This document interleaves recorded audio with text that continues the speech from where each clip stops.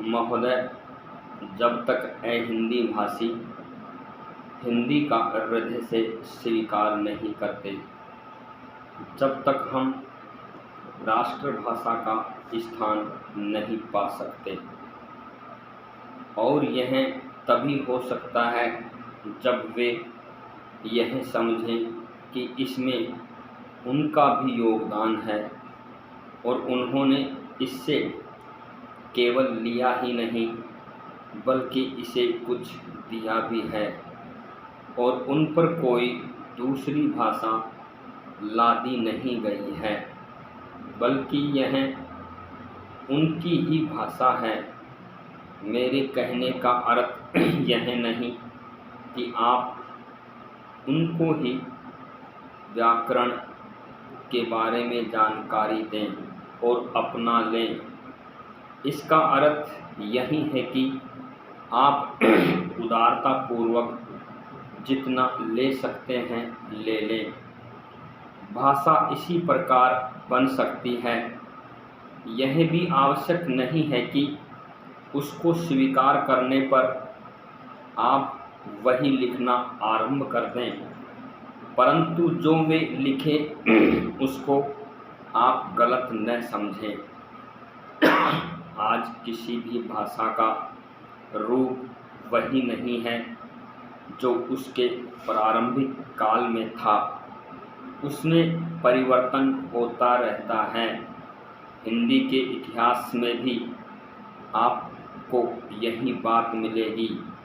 मैं हिंदी का कोई विद्वान नहीं हूँ, पर मैं अपने अनुभव से कह सकता हूँ कि उसमें भी पिछले 500-600 वर्षों में बहुत अंतर पड़ा है तथा पहले की ओर आज की हिंदी में काफ़ी अंतर है।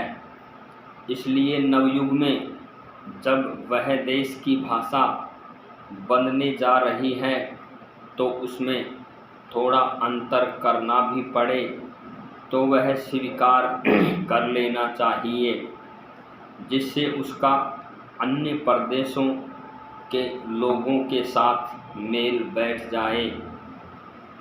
यहाँ कई अहिंदी भाषी लोगों ने भी हिंदी की काफ़ी सेवा की है।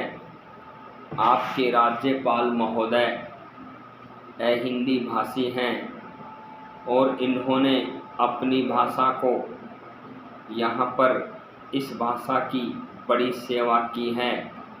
यह भी हिंदी के पक्ष में थे और इन्होंने बड़ा योग दिया, जिसके कारण हम संविधान सभा में सफल हो सके।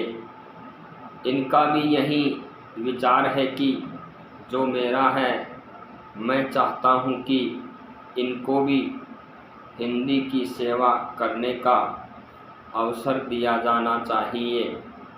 उसका फल हिंदी के लिए और देश के लिए अच्छा ही होगा। मानपत्र में आपने संस्कृत के संबंध में कहा है, मैं मानता हूँ कि हमारे देश में संस्कृत का अध्ययन आवश्यक है, क्योंकि देश की सभी भाषाओं का स्रोत वही भाषा है। संस्कृत से हमारा संबंध अटूट है। इसकी पढ़ाई लिखाई कम हो गई है। यह हमारे लिए दुख की बात है। मैं आशा करता हूँ कि इसकी उन्नति होगी।